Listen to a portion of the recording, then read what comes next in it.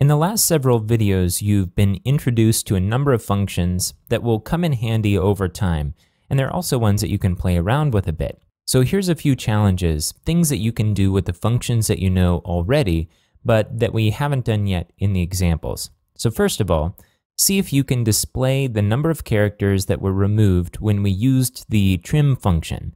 So just as a hint, you'll need to use at least one of the other functions that we've used in these examples. Next, remember how when we uppercase the first letter of every word inside of the string, it skipped the text that was inside of the strong tag.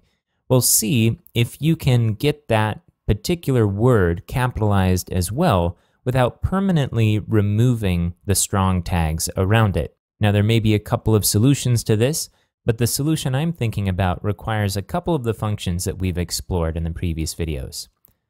Next, see if you can display the following date using the date function and in this particular format. So it would say May 24th, 2010.